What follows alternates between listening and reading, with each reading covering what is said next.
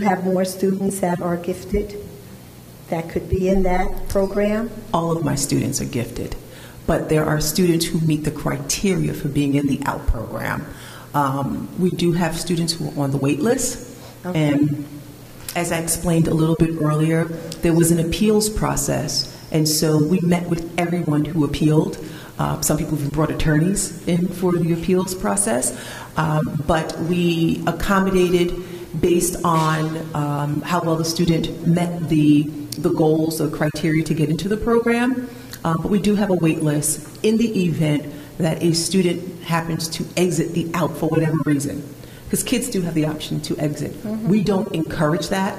We encourage kids to give it a try, to work really hard in the program, but there's an opportunity for other kids to get in. Okay. So then when they're in the 7th, 8th grade, the OUT program is no longer? So the OUT program is no longer, and then you go into your honors program. Okay. Okay. But 25 students, I'm shocked, out of a certain amount. That's a low number to me. That's a very low number. Not necessarily, No? because you might have 25 who are in the ELA out, 25 who are in the math out, 25 who are, So you're talking about a wide very number good. of students. Right? Okay. So we have opportunities, and we did it that way because we wanted to give kids multiple opportunities to experience challenging program in whether it's ELA, but it may not be for math, or it's math, it may not be for ELA, or it might be the sciences. Okay. That's a larger variety. And diversity. Highview School. I heard there's only one African American teacher in that school. I would like the board, along with yourself, to really look into that with the population of students that we have and the representation. And if we're going to talk about diversity and representation, then I think that's something that we really need to look into and do something about, not just look into, but do something about too.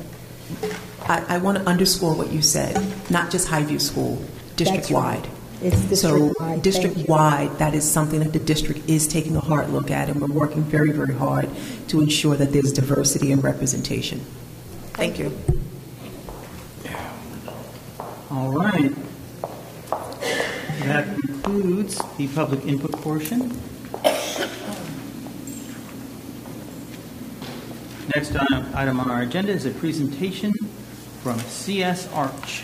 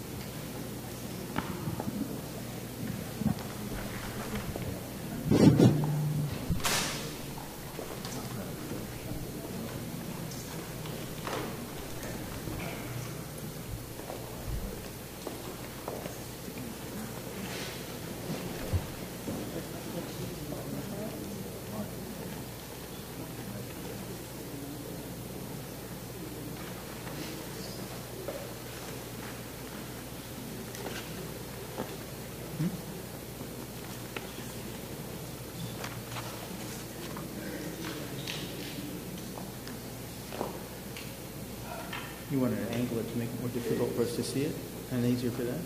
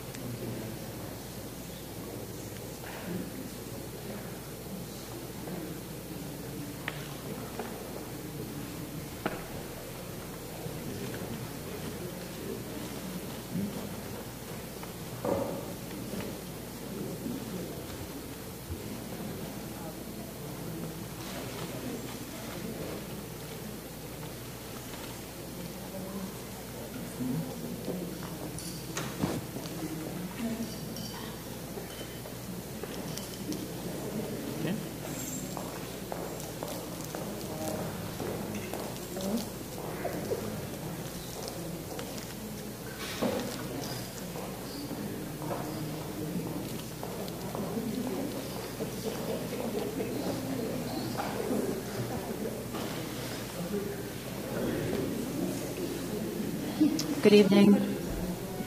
Thank you all for sticking around for this. We are going to review the capital project development. I apologize for the slides. I think between our program in the office and the PowerPoint, the fonts are a little bit, there's a replacement, so it might not be as clear. So tonight's agenda is we're going to review the secret public hearing that was last week. We're also going to review the last community meeting that we had, which was also the same night as the public hearing. We're going to review project scope, where we are now with cost, and development up to date. And then we'll talk about next steps. Can you all hear me okay? Okay. So there was a public hearing for the secret process, which was to review the draft environmental impact statement. And there were several organizations that attended, and they had comments and questions. And so it was all recorded, and we were provided a summary of some of the comments, and we would like to we summarized a few of them that we thought were important and that need follow-up. The Poets Corner Civic Association attended. They're interested in understanding what are the educational advantages of consolidation, which is part of the vision of the project. So let me just back up for a second. The purpose of this presentation is not necessarily to go over the district vision, which we've covered in the past already. This is really to explain the path forward to achieve the vision, and we're working now more so on an overview of the plans and the project altogether. So this is part of the step in the process that just occurred. So back to the hearing. The other thing they were interested was in the year of the build starting. They had some concern about 2022, and they would like to look at a phased approach, or they think it should be evaluated more clearly. The Juniper Hill Civic Association also asked why they had not been, they didn't contribute to the draft environmental statement. They would like some more meetings and opportunities for community input. So just so that there's an understanding, this is actually the period where the input is being received. And again, this is following a very standard timeline for the environmental impact statement. They did like the idea of phasing progressive taxes over the years, and they had some concern with removal of trees. And one of the things that we've taken a very close look at is actually we've gone through a very rigorous reduction in the amount of trees we're taking down by looking more closely at the site overall. The fire department chief was there. He had asked to include some additional hydrants closer to some of the high school spaces, and particularly the boiler room in the kitchen and at the mansion. And some Bailey neighbors felt that they were not notified, and they want the sale of Bailey to be reconsidered. So those sort of summarize the hearing. The process for the public hearing is that there's an open input period, as you mentioned, as the board mentioned, until the end of at the end of the week, the actual document is produced. And each one of the comments actually has to be responded to in the final report. So all the comments that are received will be addressed in a final report that then will be submitted. The same evening we had a community meeting, and this was one of several that we've been having with a very large group of members of the community. The community meeting actually happened before the public hearing. So this community has been very engaged with the entire process. They've been providing feedback and input as well, offering their ideas, kind of representing what they feel the community will support and not support. A few things that came out of it were that the district should expect some very direct questions about bond terms, interest rates, et cetera, as it relates to bonding the project. They asked if the district had looked at alternative funding mechanisms. So, for example, increased sales tax or cost of sharing with the town or corporate donorship for some of the spaces. They would like to see more tangible results to sell the project. So really looking at what are the academic outcomes and to be able to share that and communicate that. And the PR really should focus less on the buildings and more on the academics. Will my child be safe? This is the safety and security is a big part of this project, and that's been coming up and will be addressed as well. And really talking more so about public relations and community and communications and how critical that will be to helping to sell this project moving forward and passing a vote the first time around. So at the last community meeting, we're still in a preliminary state of understanding the overall project cost. And at that point, we were looking at a project cost of $139 million.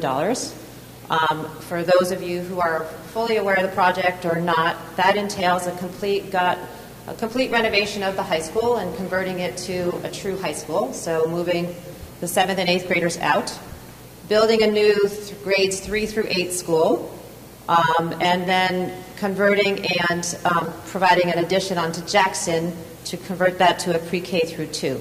So consolidating the districts from 5 schools down to 3 schools to improve the academic outcomes, but also for some more cost efficiencies and savings long term. So the total project cost was about $183 million. We're looking at an energy performance contract, which is a performance contract that is contracted by a consultant who looks at overall cost efficiencies related to energy performance that you can actually pull out of the capital project and fund separately. So we think that we can get about $3.8 million worth of that through different measures. And then taking into account the sale of Bailey and Highview, which has been estimated at, assessed at $20 million for the 2 buildings combined. So looking at those total costs, they're looking at $160 million project after those reductions, which turns out to be approximately $127 a month for the average assessed home at $486, or at a $100 value, $26 a month.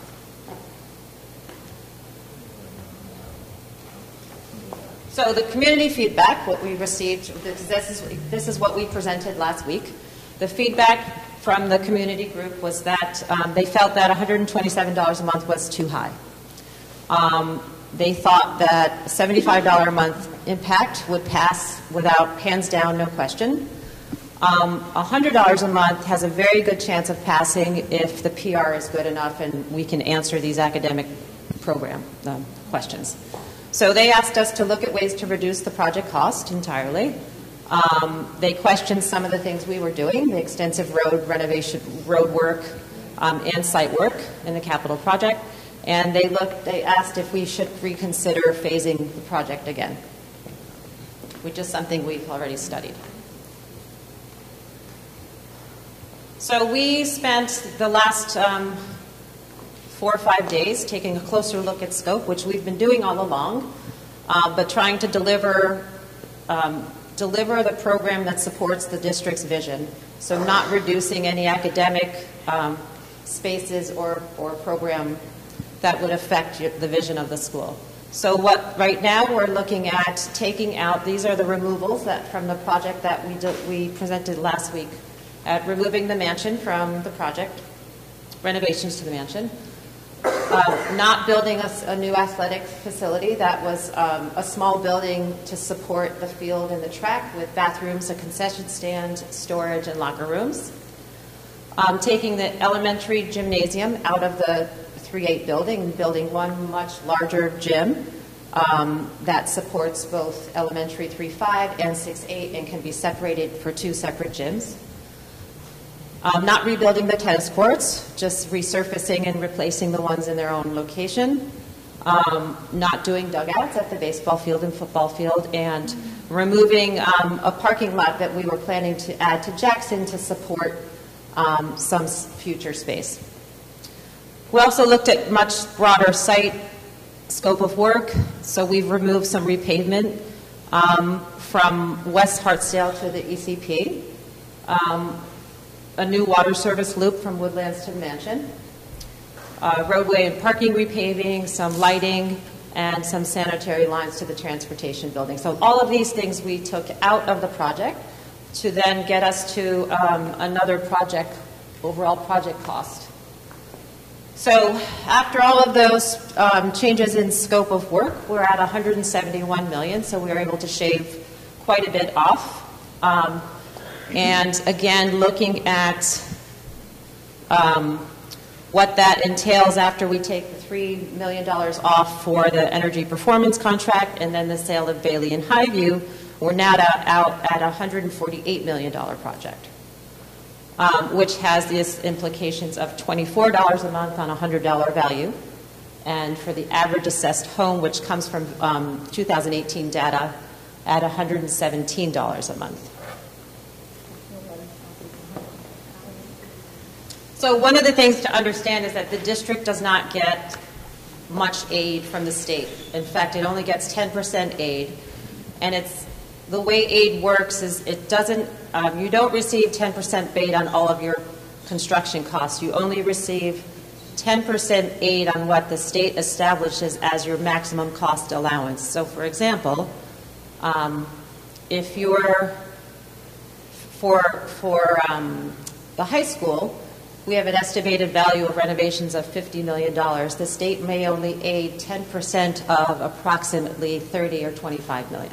So that number is established actually by the state, and we're waiting for those numbers still.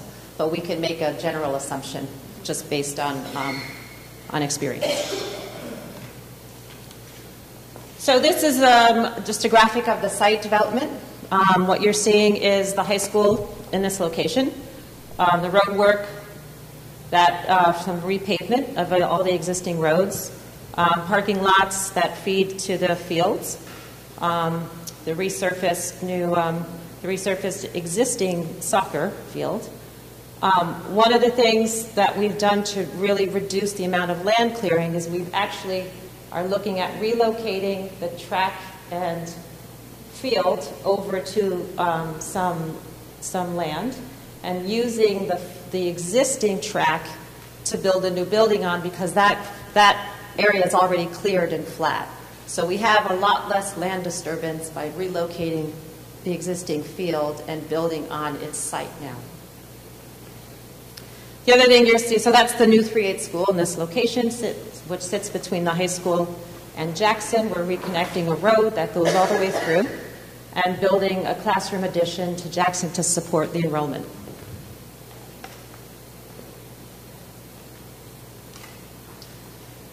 This is just an overview floor plan of Jackson. I'm not going to go through this as everyone is very familiar with it, but essentially we're building 20 new classrooms to support pre-K, K1 and 2, along with special education classrooms and some specialty spaces. We're also, each one of these buildings entails a new secure vestibule, which is a big part of the plan, and we are minimizing the amount of new construction and working with existing space to provide that piece. This is the floor plan for the new 3-8 building. It's a 2-story building. The building will be divided so that the 6-8 community, a learning community, which is essentially middle school, occupies this part over to the left, and the 3-5 community is set between this part of the building and over. So keeping these students very separated on different wings with communal space between, which is the gyms, the auditorium, and then music spaces. Each one has a secure entrance, a separate 6-8 entrance, and a separate 3-5 entrance. And one large gym that's split so that there's a 6-8 middle school gym and now a 3-5 gym. Again, the building really stacks. It's a very a pretty straightforward plan, really good sight lines for safety and security. Guidance for the middle school would be located on the 2nd floor. The library would be one of the shared spaces with STEM classrooms that are off of it for each community. and a large auditorium to support the community as well. So this is starting to see kind of how the building is beginning to shape up. This is an image of the media center at the 3-5 school, the new library.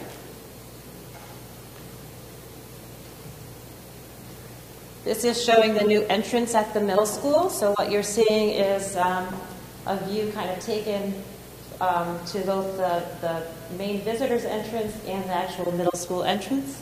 And then you're seeing the community space, which is a large community room to support meetings like this and other community events. And then a series of music and classrooms to support band and chorus and general music. One of the things we're doing is we're trying to bring the natural environment into the building. So we're looking at a lot of wood and stone veneer and materials that really work with your surroundings. This is kind of a direct view looking directly at the middle school entrance and then looking at the elementary school entrance. So again, now this view is taking from the opposite side of the building. You're starting to see the small learning community for 3-5 and the entrance actually to the elementary school. The high school I'm not going to actually go over. The big thing with the high school is we're reorganizing it essentially into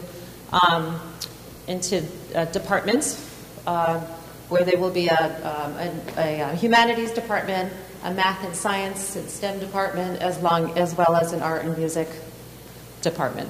One of the big things we are doing is we're looking at turning the library into a true media center with a STEM makerspace classroom in the back and opening up the area outside of here as a student commons. So you can start to see what that starts to look like.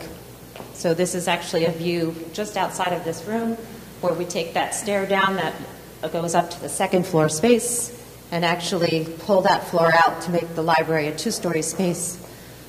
And in doing so, we're able to avoid putting an elevator in and a lot of reconstruction work that was required there. And that's a view kind of now in the library itself, looking up into the main common space. A big piece of the high school is providing access to the main entrance. So we're looking at adding a ramp that gets you down to this entrance, as well as making a big connection between the buildings, which right now you have to actually go out of the building to get to the other end of the building, and then also putting in a secure entrance as well. So this is kind of a view at the top of the high school looking down into a main secure vestibule in the main offices.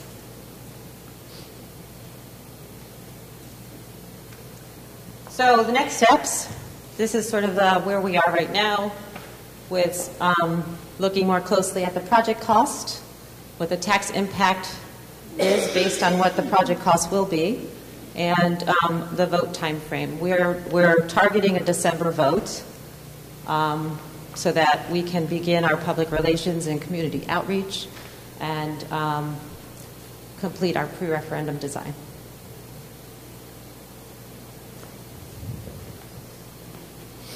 That's all I have.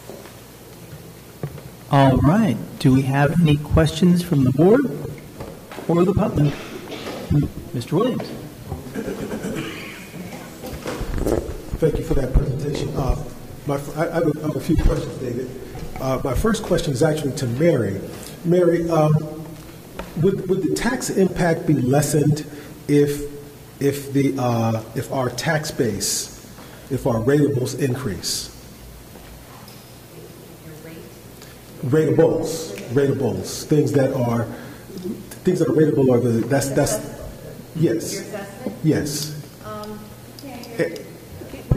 My question was okay.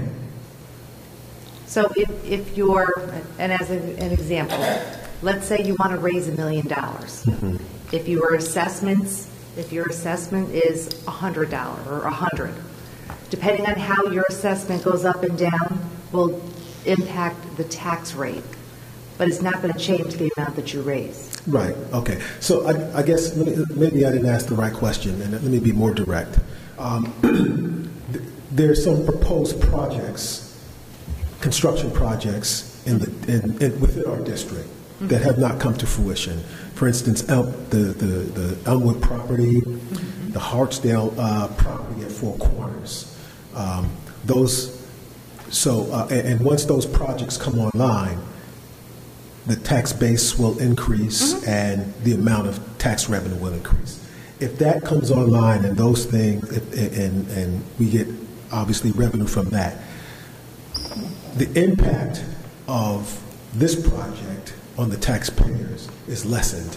Is that correct? If you had more assessed value, the taxable rate will go down. Okay, thank you. So, and that's one point that I wanted to emphasize to you all. I sent a bunch of, and we'll talk more about this at the work session. I sent a bunch of articles and through Ivy, and there wasn't any context to them, but a few of the articles spoke about projects in different towns or different types of projects that are being done by different communities, and certainly the Hartsdale Four Corners project is consistent with a lot of other projects in the sense that they are developing kind of mixed-use development of. I'm sorry.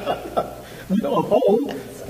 Mixed-use developments with retail and residential, and the residential are apartments. And we can debate whether or not they'll have an impact. The developer says there's going to be zero impact on our district. Some people at the town says it's a lot of impact. Quite frankly, the answer often is in the middle. And obviously, then there is the project at Elmwood where they want to have 55-plus housing. And again, should it be single-family style or townhouse style? The point that I'm making is this, folks. Our council has advised that we not take a position on projects, development projects like this. But I think as individuals, I know I'm certainly ready to have a conversation with our town leaders to tell them to pass these projects, not only because it increases revenue, but the downside is this. We have that situation, and I didn't want to, I'm sorry for going into a discussion about tax stuff, but I think it's relevant here. If you take a look at Four Corners, for example, as we know, there's a lot of vacancies there. Basically, tax revenue is not being maximized. If that project is approved and they build it, and the short answer is tax revenues become greater because it becomes a higher assessment. The point that I'm making is this. We're also going to, obviously we want to keep the impact, the financial impact to the community as low as possible, but the town has to step up, our town leaders have to step up and approve projects that increase our tax base. Now, the fact of the matter is, we can have that, and again, I'm not trying to advocate for the Four Corners, but if that thing is generating X dollars, as it is right now, and maybe X minus one, because if they lose tenants and the place goes bankrupt, then we're getting less than X, right? Versus if they develop it and just based on assessed valuation, it's X plus 1, X plus 2, we get 65 cents on every dollar, right? So it's in our best interest, so long as we obviously build some things in to protect, protect the district. It's in our best interest to have these things come on board. So that's one thing I just want to leave with you as we start to do this. Obviously, we shouldn't. We've been advised as a board not to take a position, but I know as an individual, I am going to start to talk to the town board about getting these things done because it's good for the district as well. It's good for our finances, and of course, they have to be done in a correct and measured way that lessens the impact. So that's a long way to. You answered my question, Mary, and I was a little bit long-winded, but I felt the need to tell you that. The other thing I wanted to ask and say was this, directly to you. So, I'm sorry, your name again is? Tina. I should know that, Tina, by now. As I said to Antoinette here, I'm getting old and I forget things easily. I like the designs that I saw of the buildings. Will the final construction of the new building and the updated renovations of Jackson and Woodlands, will they be architecturally consistent? One thing I want to avoid is a mishmash of styles and design. So we're looking at refacing a lot of this building and introducing the same type of material that actually it appears like wood. In fact, it's a cementitious material that's not wood. But we'll be looking at utilizing the same material, maybe in a different fashion, but on this high school as well, so that yes, we do tie in all the buildings. And you may have seen from the view of the high school, the canopy, the new canopy that we're building to cover the ramp coming in for accessibility has wood on the underside of it. So we are trying to introduce the same types of materials and really to refresh the entire feel of the campus and to tie the campus together. Thank you. Yes, sir. Did you say you did not have an elevator in the building? No, we do have an elevator in this building. Yes, if we were to reuse the second floor of the library, which is now guidance offices, and we're relocating anyway. If we were to occupy that space, there would need to be elevator access to it. Right now, there is not to that particular space. But they can go up to the second floor walking. Council zone. Yes, they can. But as we do upgrades, there are certain code required upgrades that we have to partake because the amount of renovations that we're doing. I'll wait, Cora, and then. Listening to Mr. Williams, what he said sounded very interesting. However, we have to make sure that our school district is ready for the influx of units that want to come into Greenburgh, into our school district. I would hate to see our classrooms become 30 and 35 children in a classroom because we don't have the space to accommodate all of those units that want to come in. And one of the things that we have to understand is that people from the various areas of New York State want to move here because we're the best of the best. We have every highway, every byway connecting New York and connecting Connecticut, and they're willing to move here, and it's happening. So I would just caution us to be very careful about what is being built in our school district and how many units and how many are going to accommodate children, because we may not be able to accommodate all of the children that come in, and we have to be very careful that we don't overload our classrooms. And by overloading the classrooms, minimize the educational experience of our children. David. Go ahead. Thank you. So that point is well taken, Cora. And that's why I said, if I didn't use the word care has to be taken. But the point that I'm making is this. So we have, and again, unfortunately, I'm going to use real examples because we have some real projects on the books. But so, for instance, the people at Elmwood, they said that was 55 plus. That's what they've said. Typically, 55 plus, you don't have any children living there, right? All right, so that's one project that probably is not going to add a lot. Now, could somebody do something illegal? Perhaps, but I think they were talking about 200 plus units there.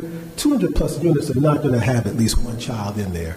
The point that I'm making, though, the overarching point that I'm making is that Elmwood property is now generating $300,000 in tax. Because I listened to the meeting that they had on there. I forget what the final amount, the projected tax revenue is post construction, but it's going to be in the millions.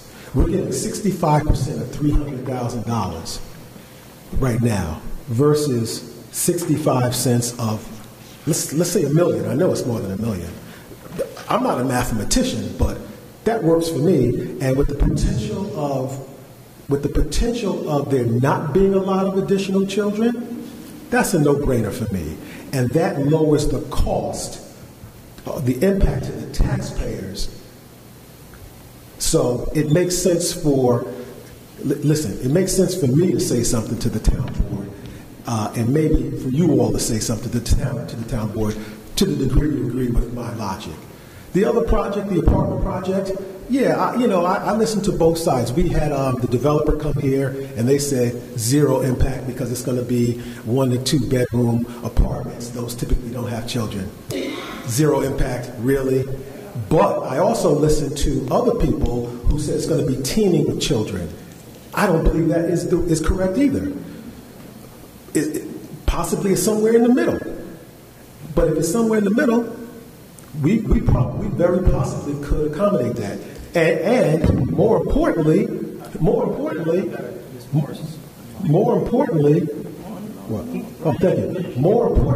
we're getting a premium amount of money, right? So right now, I don't know how much that Four Corners properties are generating, right? But it's not optimized right now because we see the amount of vacancies in those properties, right? So those owners are stressed right now from a financial standpoint. They redevelop this property, it gets reassessed. We're making much more money. The town is making much more money, of which we get 65%. I think we can then accommodate those children because we have more money. The point is this: we have to look beyond our typical. We have to take atypical actions to make this work, and part of that is telling the people that we elect as town board members to take a look at this, get it done, and maximize our revenues, our tax revenues. We should be saying that anyway, regardless of the school project, but it's more pertinent just given what we're trying to do. So don't be distracted by the fact that a few more kids will be coming in. We can negotiate that away. Again, the 55-plus community, chances are that's not going to add too many children. That's just the fact. And the other one, like I said, they said zero. I'm not going to believe that. But I'm also not going to believe that there's going to be 2 children per urban unit. It's just not the fact. And right now that's underutilized, and we're not generating the revenue that we could, which would reduce the tax impact to this project, which is much needed from, number one, an educational standpoint, as well as from a cost standpoint. And I would respond that both of you have valid points and that we need to quantify the impact. And if we can do the math, that would be a great thing. Ms. Morris. If I'm not mistaken, you said you have a targeting date of December to vote for the bond in this project, the bond and the taxes? Yes. Okay. So hearing everything that has been said, and I hear the projection, I hear your futuristic expectation of the town and all the businesses and whatnot, but you're talking about December, and December is, 3 months away? And if that's the case, we're still looking at the numbers that are on our projection. So therefore, we're looking at the $171 million bond plus the increase in taxes. And we do understand their condos, et cetera, maybe for 100, but I do believe the majority of homes are definitely with $300,000, $400,000, $500,000, $600,000 and more, where the taxes would be definitely something that would be significantly increased. And I do appreciate what you have said, but December, we don't have all of that. You may have all what you're speaking about in the future, and that's convincing the town and, whatnot to do what they need to do. But if we're looking at the figures right now, we're looking at increase in taxes as well as you're asking for this bond at this point in time. I think Ms. McClee was next. I'd just like to respond to that, if I may. Pastor Morris, that's a good point. But we've always said that there's going to be a tax increase as a result of this, because nothing is free. I'm saying that the full impact of the tax increase will be mitigated by these other things. But per your point, and your point about the timing is very well said. And I think one thing we haven't really said enough, because it's kind of in the weeds, but Mary, could you please explain to the audience that even though we're talking these numbers and Pastor Morris happened to bring up, the December timeframe, could you explain to people that could you just give the audience the timetable for how money is raised and how the tax impact occurs on a project like this? Because I don't think it's kind of minutiae, but I think given what Pastor Morris said, I think the folks out there might find it interesting. Okay. And Tina, you'll have to correct me, make sure I'm on the right timeline. So when it's passed in December, it would take approximately a year for the architects to actually design the final plans and specs. So we're looking at December of 2019 by the time the plans and specs are designed and submitted to State Ed. Tina, when would you think State Ed approval?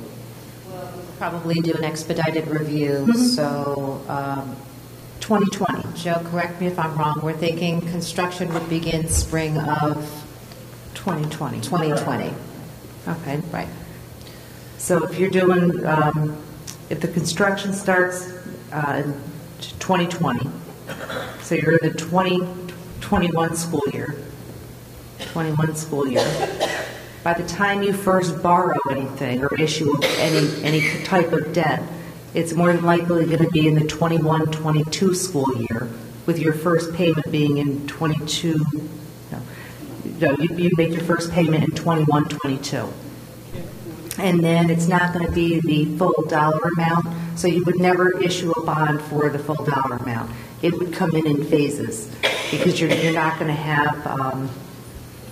You're bonding as you need the money, essentially. So the bonds come on at different times, which has an effect on when you see the impact on your own taxes. So I think what Mary, and correct me if I'm wrong, your initial, you wouldn't see an impact for years out, and that impact would change by the year because of how the bonds come on. So bonds come on and off at different times, essentially.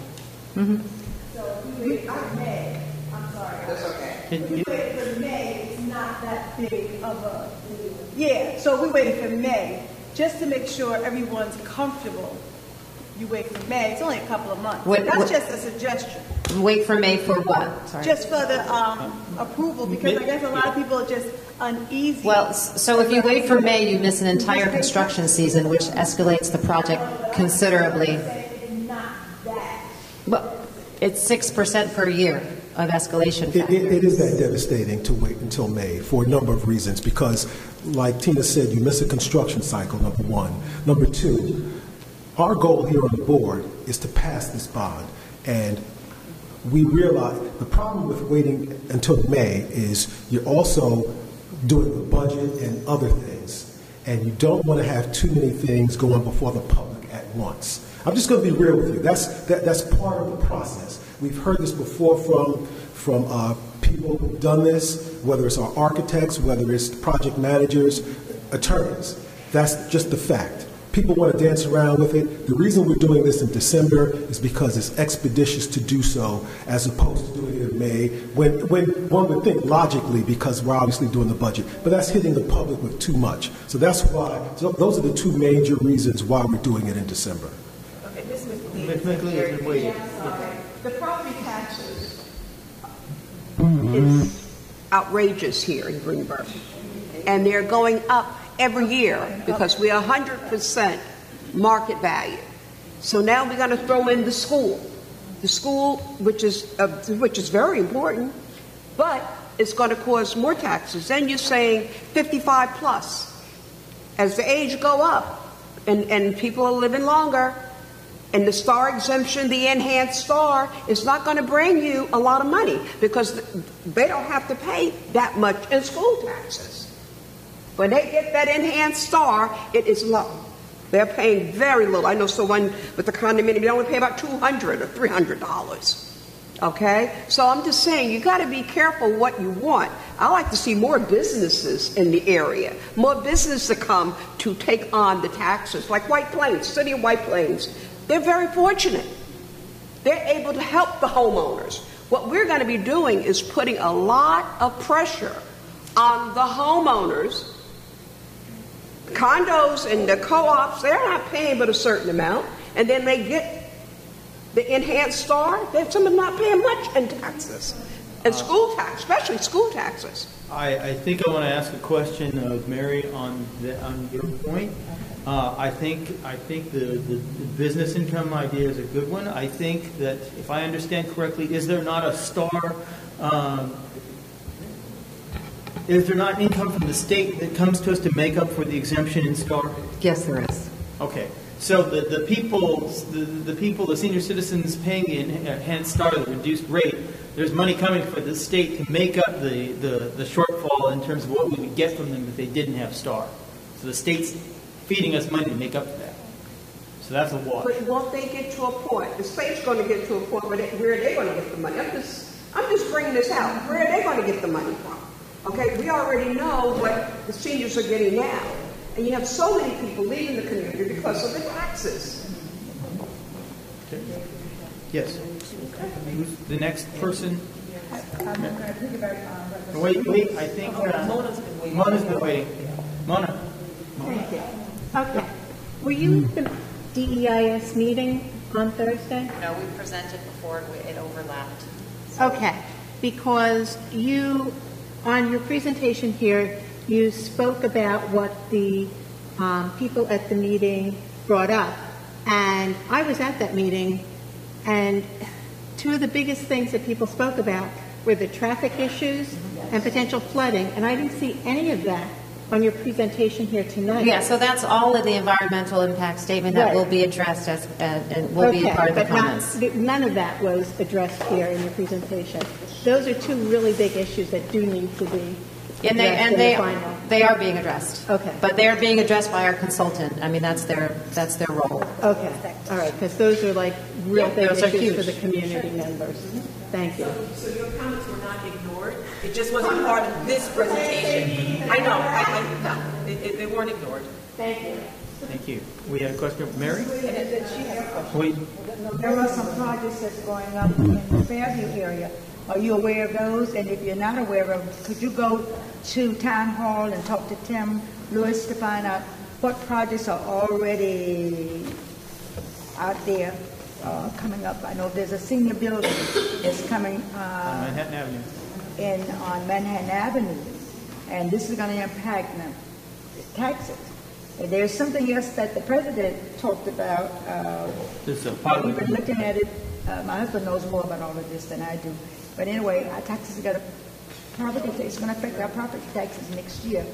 I don't know all of the January story, but he's aware of all of that because he's gone to the churches and he's spoken about how it will impact charity. You know, we give a lot of charity, and how it's going to impact us. Should we pull back from charity? Should we be aware? So a lot of people don't know that next year it's going to be a hard time for a lot of homes. It's already. Mrs. Phelps, You should respond to that. I'm sorry. All right. Corey, do you want to speak first? I've been waiting for a while. Yes, sir. Go ahead. I just wanted to say that this community is aging out. You have more senior citizens in this community right now than you have families with young children. And many of the seniors are being extremely aggravated because they're having a hard time paying their taxes. As a matter of fact, I was in a group a few years back where we contributed money to save few seniors because people were trying to foreclose on their properties. A lot of our seniors are moving south or wherever because they can't afford the taxes. So the more we pile on them, the more they're either going to have to go into, one lady is already in a nursing home. We put her in a nursing home because she can't afford it. But there are people who cannot afford it, and I don't know what's going to happen to them in the future as far as taxes on their homes are concerned, because there are those out there right now that are checking the town rosters to see if they can foreclose upon senior housing, and that's being done every day. So I just want us to be careful about what we do and how we do it. And then we remember that timing is everything. So this may not be the time. That's right. So we have to look into the timing is important. Very. Terry, and then Mrs. Spells, per your comment about the senior housing project. First of all, we had a presentation by the developer at our last work session. You said a couple of things there that I think is probably not correct. So, for instance, generally speaking, development increases the tax base, increases tax revenue. All right, so that doesn't hurt the existing tax base. Secondly, that particular project, they want to do a payment in lieu of taxes. And they sat down with us and they gave us some numbers. And I asked them, and we received some information from them. So basically, and I'm just going off the first year, the project, they want to pay us once they start paying, the year that they start making payments, it would be only $20,000 to the town, which I found to be a problem, and of which only 65% or $13,000 would come to the school district. It's $13,000 more than we had before, but and I even scribbled some notes to have a discussion later on about this. But that particular development is going to be generating revenue of over $300,000 net income after all expenses to the developer of over $300,000. So I think they should pay more than the pilot that they're paying. But that's another discussion. But my point is this. Again, to help pay for this project and to minimize the impact on the taxpayers, we need to make sure that the town maximizes the tax revenue from new projects, not existing projects, from new projects. And again, we have to, and per your comment about, going to the meetings, I plan to go to the meetings on these because I want to make sure that we minimize the impact to the district. And Francis Sheehan came here, and he was very sympathetic to making sure that, for instance, we manage the impact that apartments have on this. And certainly, I can't speak for my colleagues here. I think we all want to do that. But one thing I just want us to make sure is that we don't sit on our hands, or I should say that the town board sits on his hands and drags his feet on these things and misses an opportunity to maximize those tax benefits, tax revenues. Listen, I'm sympathetic to the tax situation, but we have never said that this was going to be tax neutral. We knew that it was going to increase taxes. What I'm suggesting is that we become more aggressive individually with our town board members to let them know that they need to move on these projects and move on them in a judicious way so that tax revenues are maximized and the impact is minimized. There's no free lunches, as they say in economics, right? There's always going to be something that you have to pay. I just want to make sure we're not paying New York City prices for lunch and paying a cheaper price, if you will.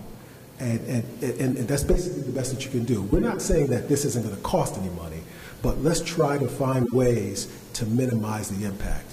The other point that I just want to say is my colleague said that there are more senior citizens than families with young children in this district. That's not the case, number one. And and that's not, I just say that as a matter of fact, not because I'm trying to diss senior citizens, but the fact of the matter is we are a more attractive area for a number of reasons for families, because we're one of the more affordable areas in Westchester. So we are attracting families. And the fact that part of the reason why we need these enhancements to our buildings in this new building is the fact that we have a growing student population. So something has to give. We can't keep cramming students into Highview and Bailey and repairing Bailey as much as we might, have a emotional attachment to Bailey. We're throwing good, what's the old phrase? Throwing good money after bad. Did I say that right? Good money after bad. And that's just the fact. Thank you, Trustee Williams. Are there any other questions? Thank you. Let's move on. Next, we have the superintendent's report. Dr. Chase?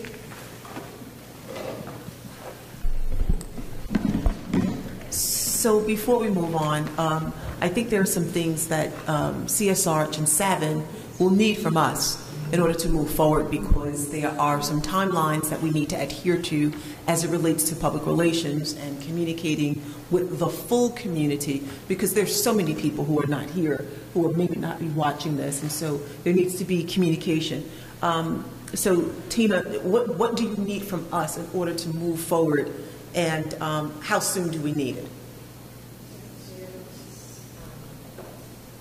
To meet a December vote, we need an agreement on the total project cost and the scope. Can you give me the timeline by which you need that from Like yesterday. Yep. Honestly. Yep. Okay. Yeah, we're the timeline is getting very, very tight for us to meet our requirements. By the end of October, we have to have a project cost and implication of taxes nailed down without any reservation. Right. So, thank you. So, members of the board, I'm going to need to know from you feedback, and maybe, I don't know if you want to poll the board tomorrow, but I need feedback in order to give feedback to our consultants, whether we're going to move forward with what we agreed or whether we're going to move forward with what was presented, because they can't just walk away and we wait into another meeting. We have to make some definitive decisions. So why don't we, at this point, at least take the temperature of each board member, and we'll go through once we'll stop. Okay? We're not going to debate. We'll just speak very briefly. I think that the board, I would like to give the board an opportunity to deliberate among themselves as a consolidation committee, and then if however they wish to do that is up to them. But I just need some direction in order to how we should move forward. And I'll leave that up to you, Mr. President. Mr. Warren, can I get a copy of the presentation? I can't see from here. Yeah, so if you can, Tina, if you can just email it to me, I'll email it to them right away. Fair enough? Okay. All right. I'm concerned about the environmental impact. I think we should bite the bullet and go forward based on the fine tenances. They're trying to put things down, but I want to make sure that the environmental impact is taken care of, and if that's not satisfactory, then we can't go forward. So that's the stumbling block to me, not the money at this point. It doesn't mean it's going to pass. It means we'll put it out there and see what we get. Also, I have a question about the traffic study. If we're going to be deciding on a number, I haven't heard what was the outcome of the traffic study. I thought they were going back to look at that after that meeting that you had with Poets Corner and Juniper Hill Association, verbalizing some concern. Did you attend the last community meeting? I was not at that meeting. I'm going off of the presentation. So there's a meeting scheduled with the town and with the consultant who's doing the traffic study to look at some of the ways to mitigate traffic. In any case, the implications will improve because of the measures we're looking at taking. And so you want a number before that traffic study is complete? Yeah, I mean, I think the traffic study, that doesn't have an impact on necessarily the overall project costs, because the studies are not funded from the capital project. So the option of looking at a fourth egress from the campus is off the table. That's not a possibility. There's two, there's coming in from Hartsdale, and then there's coming in from the Jackson. And There's then, three. And then there's a third. The fourth one is not an option. So that's what I'm asking. Yeah, but not because of traffic. There's a number of reasons why. It has to do with clearing all the land. It has to do with the neighborhood that's to the north of the property line. So as of now, yes, there will be 3 entrance and exit points. Okay. All right. Just one minute. Yeah. Will there be any additional costs, with the traffic studies? There is a proposal for an additional study for the traffic, so that's the only cost we're aware of right now. And that was put in your board packet. Okay. It's referenced in the board packet. It is referenced. I'm not sure it's actually attached, or at least I couldn't see the attachment. Check it. Okay. Other comments? Miss Antoinette has Antoinette Darden. Antoinette? Tina, so just to review real briefly what you did, when you have taken away all the different items that because you even added to, no, I mean, I don't need it, but I know that I'm emailing it to you. You added additional items that you've taken off even from our last meeting. With all those, what did you say was the final total? I just wanted to be sure. It was 171, I believe. I think it was 171. I'd have to open the presentation again, but it's approximately 171.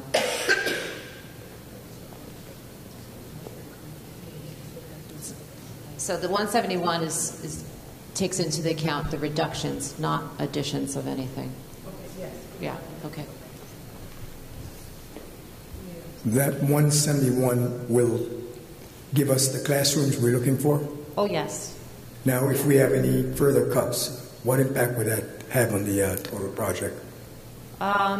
So the only other significant pieces of the project scope that we could potentially consider removing to help reduce the project cost, there are some site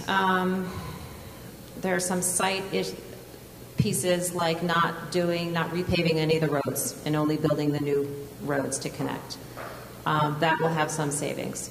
There's reducing the capacity of the new auditorium at the 3.8, so maybe not building the balcony. That has some cost savings. Those are the two things we did not take out yet. But there are some savings there. Okay. And I think in the presentation, we can pull out what actually that number is shown of what that was in the presentation. Thank you. Mm-hmm. I think just to clarify, there's, again, we're trying to maintain the program, the educational program aspects of every school. So cutting classrooms is not an option because you need to be able to fit your enrollment. And the enrollment projections do show that there's growth 10 years out. So there aren't that many places to pull from. Mr. Williams? Yeah. So, Dave, so I know just before the last round of questionings, you had asked about the next steps, and I'm a little concerned or curious or confused, one of those, about the timing here, because if I heard Tina correctly, she needed this information yesterday, and if we wait to have a consolidation committee meeting, I mean, even if we did it ASAP, today is Tuesday, the earliest we could do that meeting is Friday, right, Ivy, because we'd have to notice it tomorrow, and the meeting notice requirement is 3 days if you have the time to notice the meeting. If you wanted to do something less than 24 hours, then the board would have to waive the notice provision to have it less than 24 hours. If you wanted to have it at 6 o'clock tomorrow, that's less than 24 hours. So you would each have to waive the notice provision. Right, thank you, Ivy. So you know, just given, excuse me,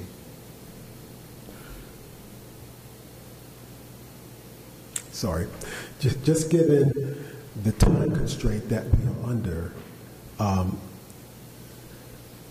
if nothing else, I'd like to see that we, before we move off this topic, if we're going to meet again on this, I think we need to have a date set.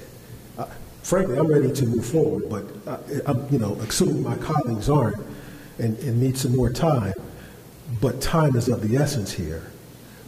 So if more time is needed, at least I would like for us to establish a time for that next meeting, a date for that next meeting, so that we could give Tina and CS Arch the information that they require from us so that we could move forward. All right. My opinion is that our next opportunity is probably the 2nd of October when we have our work session. However, I'm concerned that I don't know the outcome of the traffic study or what the time frame for the traffic study is, because as far as I'm concerned, the major environmental impact at this point is that if the traffic doubles outside of Pat Capone and then it backs up to the point at which West Hartsdale Avenue becomes unusable, then we don't have a viable project. I want to see. Dave, yes. I get your concern, but that's typically not how building projects work, or mitigating the. What they need from us is approval of the concept. Am I correct? If for some reason the traffic study says worst case scenario, if we decide not to move forward, then we don't move forward. But one thing is for sure, if we wait for the traffic study, we're not going to meet that December deadline. So the initial traffic study was done, and there were no significant impacts to not move forward. That is false. That's not, yeah, that's not how people... You've got an F. You're at a point where you're waiting for a minute and a half to get out the door. Yes, but there were measures. There were measures to the signal up, and I don't think that's legal. There were measures. Another signal. Go ahead. There were measures to mitigate that, and that's the next step of the study, of understanding what the best approach is. But in no way did the study say you should not continue to pursue this. That's not what they're paid to do, but the actual results of the study indicate an F. That's the worst possible rating. Yes. Dave. Could you explain, where did the F come from? The F is the, all right, so you do a traffic study, you figure out what the current traffic load is, you figure out a no project version of what happens if the population goes up slightly over a couple of years, and you say, now let's add the project in. Now, instead of the traffic that you have just relating to the parents and the kids that you've got on the campus now, you take all the kids from Highview and all the kids from Bailey and you put them on the campus, and you take all that traffic and you add that in, and then see what happens. You make a projection. No, what I'm asking you is, you said there was an F, so what I'm asking you is... There's a rating system for each intersection, and an A means the intersection is... No, okay, wait. You're not understanding my question. You're not understanding I understand the concept of grading. What I'm asking you is, on the 20th, I believe that was, did the traffic study, did they reveal to us at the traffic study that it was itself rated as an F? I'm asking you, where did It's in the draft EIS. And they said it was an F. The intersection. The intersection. Right. But again, there are measures to mitigate it. Which is as solutions. solutions. Somebody stand out there and direct traffic like they do down the street, or you put up a signal. So David, if I hear you correctly, you're ready to say no to this project. Because you can't. Excuse me. No to this project to mitigate the overcrowding in our schools, to mitigate to enhance the educational capabilities of the district, to enhance our educational offering to be more cost effective in the building management because of a traffic issue that can be solved? Are you telling me that? If you can't get to school, the school doesn't help you. You have to solve the problem. Dave, well, listen. Again, CS Arch needs a decision from us sooner rather than later. October 3rd or whatever date you said does not work. Tina just said that she needed this yesterday to keep this on track for December. So that's your opinion, and you're free to your opinion. But what I suggest... Okay, all right. I've given my opinion. David, just a question. Just one quick question. How quickly could you get us that, remedy for the traffic? You said there are some remedies. That's in the work. Summary, the study lists what the recommendations or some solutions are. Right. The next step was to schedule a meeting with the town to see what their perspective was and to see if they're willing to provide any relief. So that's been scheduled. I don't know exactly what the date is because, again, this is one of us from CS Arch will attend, but that's our consultant who is leading this piece of the project. All right. So if the board the plan now, there's room to make some corrections to the traffic later? Yes. Okay. So, yeah. All right. Yes. So, okay. So that everybody's clear, what we need a decision as whether the scope of work laid out is acceptable based on what we anticipate the project cost to be. Right. Or whether we need to go back to the drawing board and look at alternatives, which, as you know, we've done already. I mean, we've presented now several times and, from one cost up to a much higher cost. And so that's the direction we're asking for now because in order for us to apply a maximum cost allowance and to get the information from the state, it has to be done in the next couple weeks in order to get the information back by the end of October and to meet the timeline that's been laid out for several months now. All right. As long as that correction can be made later on, yes, I support it. I think Cora had her hand up. Okay.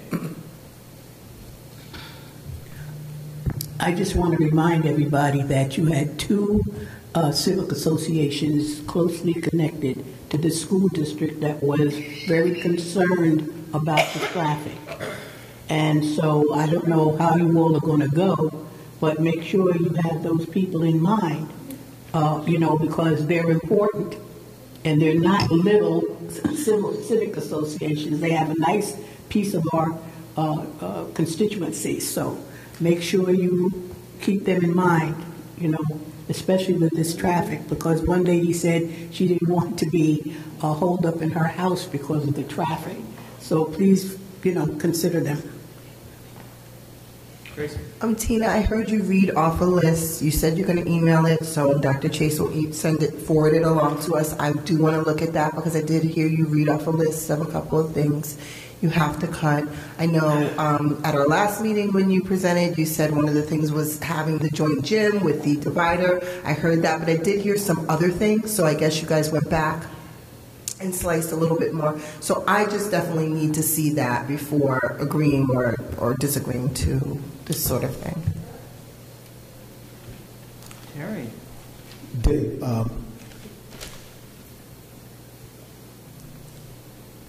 we need to keep this on track. So if we've all finished saying what we're going to say, let's go forward.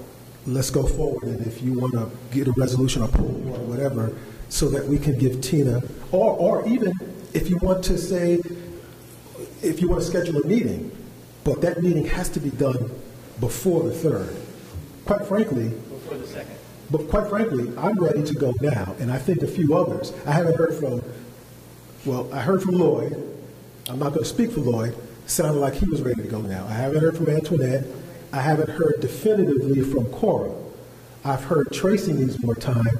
I've heard something from you that I'm not quite clear.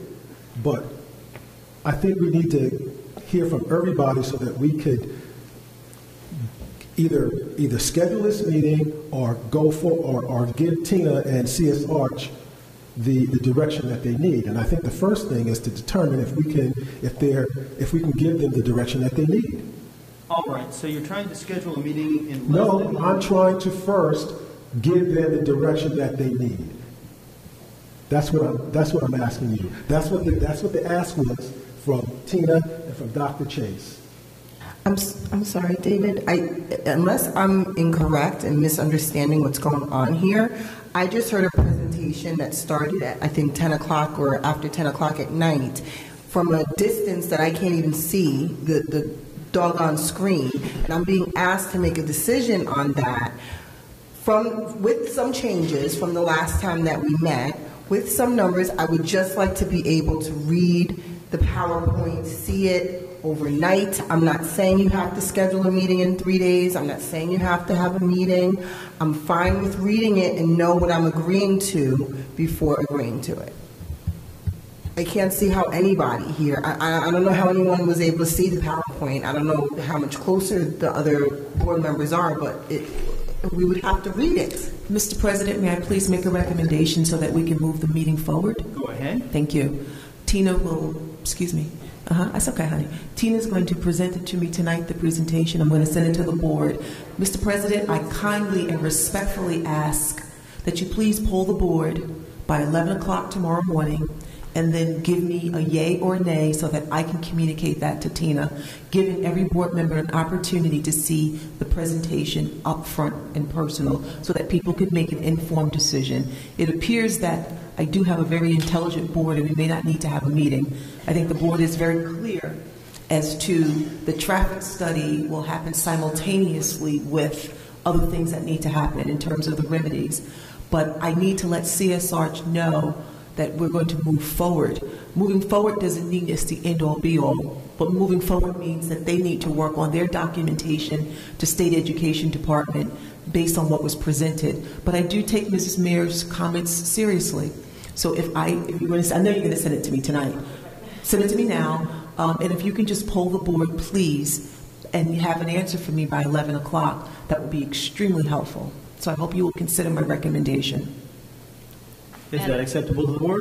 I just wonder why that wasn't brought to our attention at the meeting on Thursday. Because if it was, I didn't know. I'm just raising my hand to speak after you speak. You can say what you need to say. Oh, I know that. You don't have to tell me. Well, then what are you asking me for? No, I'm not asking just raising you. my hand. Get David's attention. Finish your comment. Let's be nice. He doesn't know how to be nice. He's evil right now because he ain't getting his way. Excuse me, y'all. As I was trying to say, why wasn't this brought to our attention on Thursday? What that you needed. I think the board and the district have been pretty well aware of this time frame. We laid out a schedule 4 months ago, 6 months ago that had decisions that had to be made. I wasn't here 6 months ago. But we were told today we needed an answer. So just to be clear, we presented to the community on Thursday. It's Tuesday. So we have done a lot of work to try to get from where we were Thursday to today. So, I apologize that you didn't get this in advance, but honestly, we've been working on this nonstop from Thursday to today, looking at how can we get the numbers down. Was it clear on Thursday? David, I believe I had my hand up. Was it clear on Thursday that we would need to make a decision on Tuesday? Because I was not told that on Thursday. Tracy, could you let Terry respond? First of all, Cora, the meeting last week was specifically for the environmental impact, which was not their scope. That wasn't part of what they were doing. So that's why you didn't hear that on last week. Per your other part of the comment, the last time we did meet with them, remember they had proposed that larger number of about 190 million. That's when we said to them, go back and make the changes to bring that down. This is the result of that. This is the result of that. So they had given us the scope. They had given us that bigger scope with the two gyms. I don't want to confuse stuff here, but we said to them, bring that down a bit. This is the result of that. I understand that. I'm just wondering why you're having such a problem with not understanding the impact that this traffic is having on the community. That's all I'm wondering. And I'm wondering why, because I thought that we still had time, in order to do this and to make this decision, as to whether we were going to move on or not. Because you understand, I haven't been here from the beginning. So I'm just getting this in the last 6 to 8 weeks. So I have not had the pleasure that you all have had to go through this for the past year or so. Antoinette. So, in addition to, sorry, thank you, to what Terry said, even from the last time we met as a board, there was the other meeting before the secret meeting that we told them to go back and chop even more. So this is like another reiteration of the chopping. Unless I could be confusing it, it's 11:02. But for my thought is, and maybe I shouldn't be separating it, my thought is right now, the vote is specifically on that. My also thought was when we were having a secret hearing, they heard what Poets Corner, Juniper Hill, I think Fairview even had something, so they heard all those things. They said they would go back, meet with the town. So they're not even finished either. They have the task, like we've been tasking CS Arch to go back and to make additional recommendations, see what else they can do. So I sort of see the two things as me voting on this. It's the same, but it's different. So me vote saying yes to this tonight, which I'm saying now. I will be saying yes to. You're polling me now. You don't need to call me tomorrow. No problem. I'm saying yes to it. This is. Saying yes doesn't mean that if the traffic study comes back and the guys, oh, no, we can't do anything, that we still do this. That's kind of where my thought is. Yes. I just want to be clear because people are bringing up meetings that we had 2 weeks ago and the meeting even before that. I want to be clear. From what you just said before everyone else spoke was that you did a lot of work since Thursday. So that means something in this presentation includes information from Thursday, correct? You were recapping what was done on Thursday? Yes. So this wasn't just your bringing the cost down from our request to bring it lower and lower and lower. There were additional things that are in your presentation. So, correct? Yes. So that as trustees and as board members, we should at least be able to read the presentation. Yes, I'm talking about let me clarify. I am talking about last week, Thursday's meeting, which is what that committee did charge them to cut additional. So the community, the CAC. Just to be clear, what we're asking for is for you to tell us to move forward or at this point, not because of the overall project cost. And if it's not, then the vote has to be delayed because we can't actually meet the schedule if we don't move forward at this point. Okay. Can't be a board member that's not going to read. I'm sorry. Unfortunately, I don't have the control of how this was presented. I am happy to share it with you right now on my Surface if you'd like. So you said you can, excuse me, you said you can. That's the idea of polling tomorrow was the thing on the floor right now. All right, you said you can email it to Dr. Chase now. So why don't you do so? And then maybe we have access to a copy machine. We can get the hard copy for whoever wants it.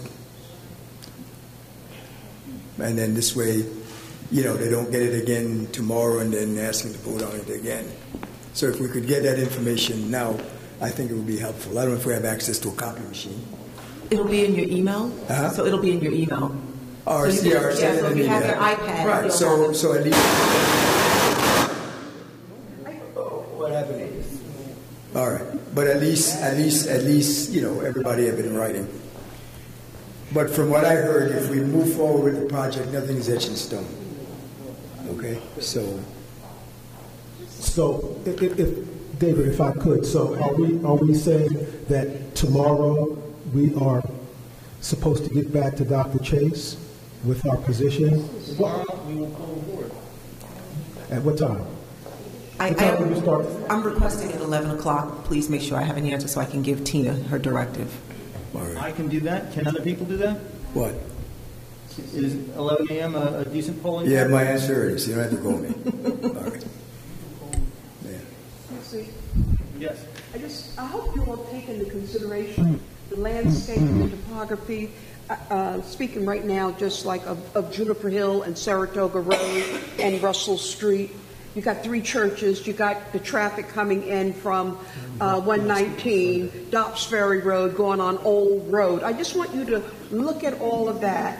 And I just want to make sure you all are taking that. People are grieving their taxes and getting their taxes reduced because of the congestion, the traffic in that neighborhood. Now. Just to let you know, now. Okay, I just want to share that with you. Okay, so that's a yes from Lloyd Newland? Yes. Tracy, you want to wait till tomorrow, right? Okay. Cora? Can we pull you tomorrow morning or not? Yeah? Okay. Gary? You don't have to call me. Mine is The yes. decision is yes. All right. Antoinette? That's a yes? Don't call him. Got it? All right, moving on. Superintendent's report.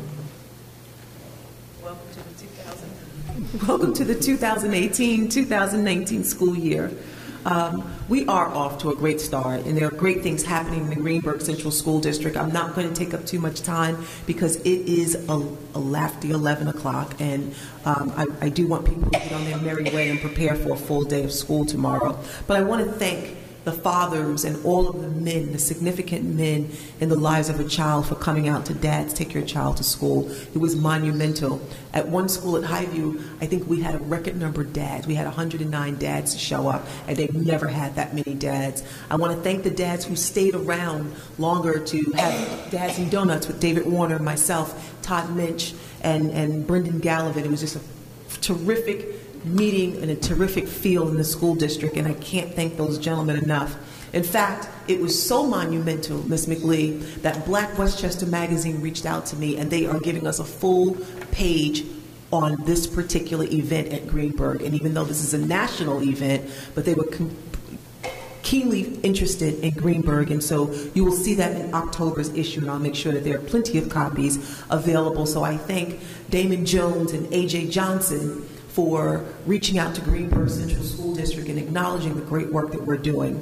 I want to remind the community that this Friday, September 29th, is our first Friday movie night. Our students are busy selecting the movie for our movie night. We ask that you please come out. Many of you may have seen the flyers around. We're starting our event at 4:15, but the movie time is at 8. Bring your blankets, bring your chairs, bring your good cheer, and it's going to be a really nice event. All community members are invited to enjoy our beautiful campus on the 29th.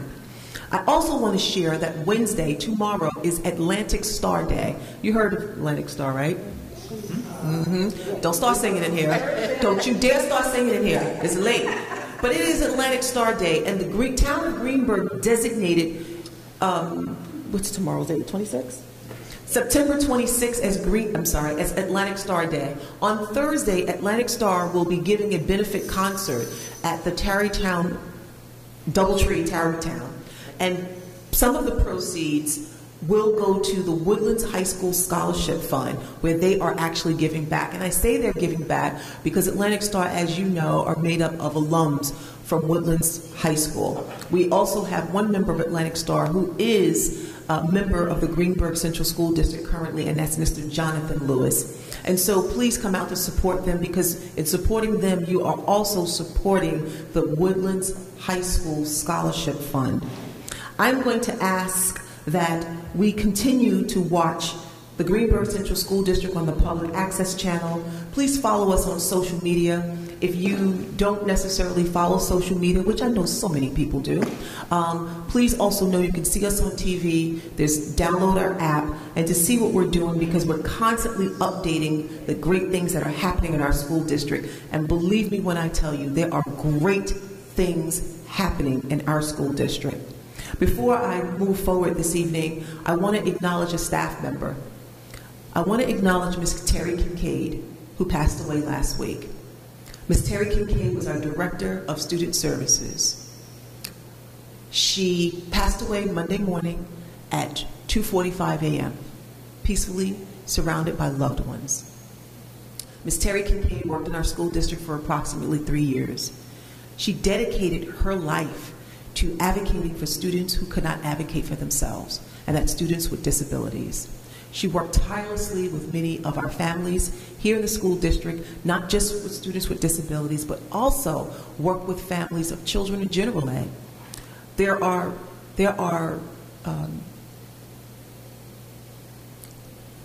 events going on in our school. There are class designs in our schools right now because of the work of Ms. Kincaid. Until the day she died, Ms. Kincaid was reaching out to teachers, administrators, staff, and putting systems in place. I myself received a text message from her 6:45 p.m., hours before she passed away. Now that's dedication. From her hospital bed, she was texting, emailing, phone conferences. I don't know how well you got to know Terry, but I got to know a wonderful person. And Greenburgh Central School District lost a beautiful soul. And if you didn't get to know Terry, that's really unfortunate. So, Mr. Warner, if it's okay with you, I think that we owe Terry, who've dedicated so much of her time, her energy, and even when she was weak and feeble, who was working for this district, for our children, a moment of silence at our public meeting. Very good.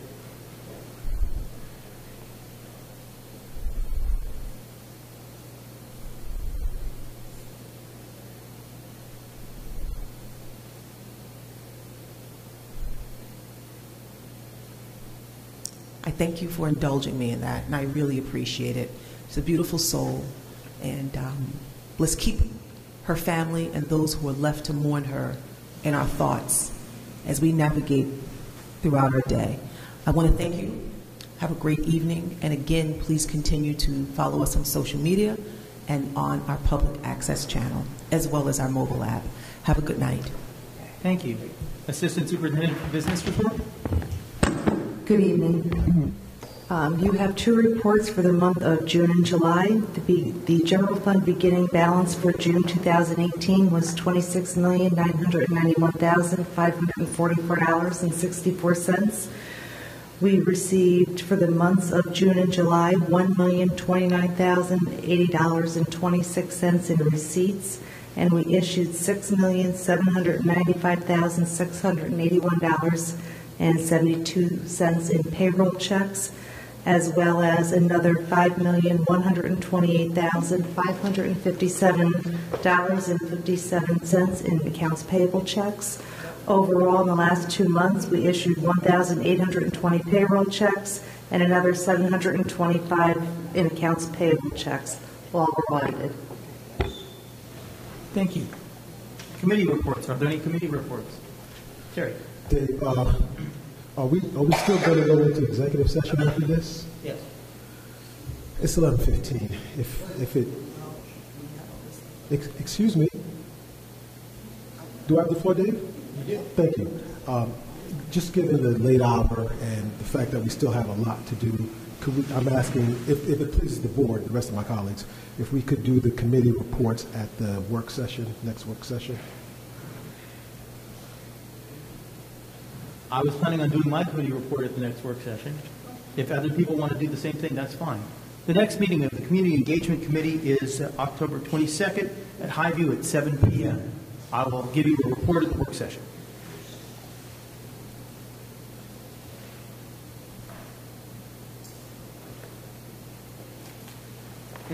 Approvals. Do I hear a motion to approve the instructional personnel items presented to the board for approval this evening? So moved. Do I hear a second? Second. All in favor? Aye. Those opposed? Abstentions? Motion carries. Non-instructional personnel items. Do I hear a motion to approve the non-instructional personnel items presented to the board for approval this evening? So moved. Do I hear a second? Second. All in favor? Aye. Those opposed? Motion. Abstentions? Motion carries. Board action items. Do I hear a motion to approve the board action items presented to the board for approval this evening? So moved. Do I hear a second? Second. All in favor? Aye. Those opposed? Abstentions? Motion carries. Finance items. Do I hear a motion to approve the finance items presented to the board for approval this evening? So move. Do I hear a second? Second. All in favor? Aye. Those opposed? Abstentions? Motion carries. Business items. Do I hear a motion to approve the business items presented to the board for approval this evening? So move. All in favor? Aye. Those opposed? Abstentions? Motion carries. Student services items. Do I hear a motion to approve the student services items presented to the board for approval this evening? So move. Do I hear a second? Second. All in favor? Aye.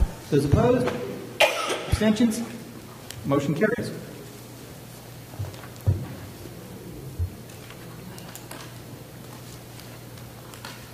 I believe we're up to new business. Just a moment. New business.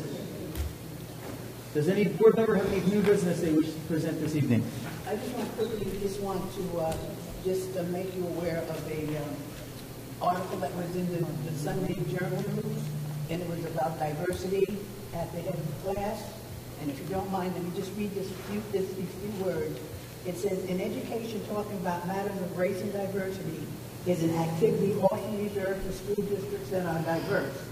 So in the Lower Hudson Valley, where many affluent districts have predominantly white student bodies and teaching forces, race can be an elusive subject.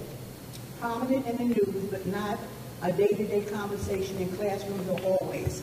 In Westchester County, 1 in 5 students outside of Yonkers will attend a school without a Black or Latino teacher, according to the Education Trust, New York. So I'm going to ask Ivy if she thinks she can, make this and put it in your package, because I think it's good reading. Thank you. Any other new business?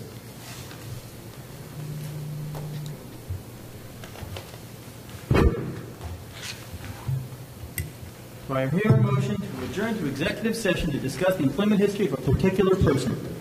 So move. Do I hear a second? Second. All in favor? Aye.